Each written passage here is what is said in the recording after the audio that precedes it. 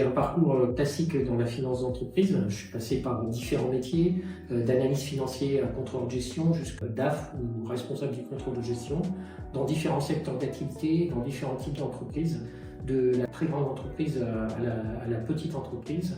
Aujourd'hui, je suis dans une entreprise familiale.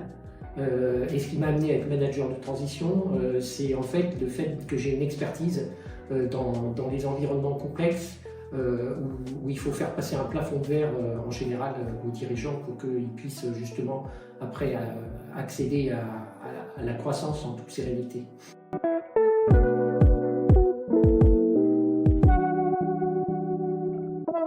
Le contexte, c'est une entreprise familiale qui est en croissance et qui doit passer un plafond de verre et qui doit mettre en place un contrôle de gestion opérationnelle.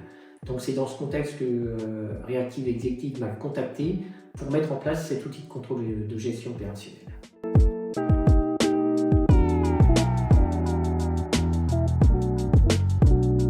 Alors j'ai fait une analyse de l'existant.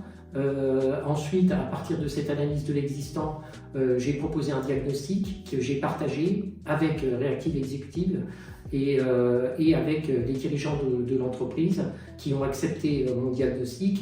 Et maintenant, je vais essayer de proposer des outils déjà pour améliorer l'existant et ensuite pour vraiment passer à un contrôle de gestion opérationnelle.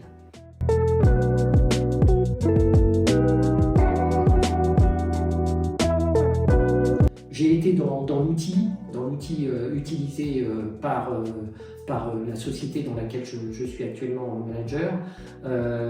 Et dans cet outil, j'ai été chercher des données qui me permettent de développer les premiers outils du contrôle de gestion opérationnelle que je partage ensuite avec le DAF. Et ensuite, je vais voir le dirigeant pour savoir s'il est OK pour pouvoir aller plus loin que l'indicateur qu'ils ont aujourd'hui, parce qu'aujourd'hui, ils ont un indicateur simpliste qui est juste le chiffre d'affaires, alors qu'aujourd'hui, il faut avoir d'autres indicateurs, comme le taux d'utilisation, comme le ROI, comme d'autres indicateurs liés à l'activité de l'entreprise.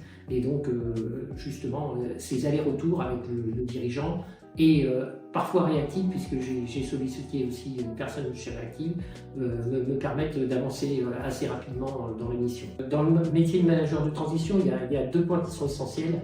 Il faut être à l'écoute de ce que disent les différents interlocuteurs, les différentes parties prenantes. Et il faut être réactif. Alors c'est pas parce que c'est Reactive Executive, c'est parce qu'il faut vraiment être réactif pour que justement, parce qu'on arrive toujours dans des contextes qui sont souvent difficiles, soit des contextes de difficultés économiques, soit des contextes de croissance, soit des contextes de réorganisation. Et donc dans ce cas-là, il faut tout de suite être réactif par rapport à ça. Donc les deux principales qualités, c'est l'écoute et la réactivité.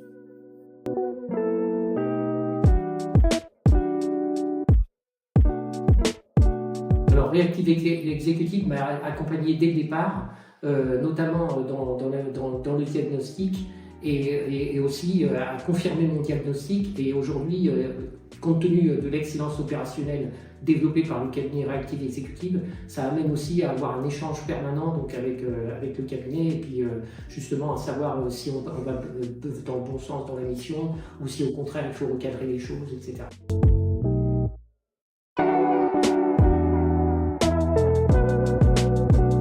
Réactif, et c'est pas de jeu de mots, parce que c'est vraiment depuis le départ, lorsque j'ai été contacté la première fois, et ensuite quand je suis venu à des événements de Reactive Executive, j'ai vu que toutes les personnes de l'équipe de Reactive Executive étaient vraiment réactives.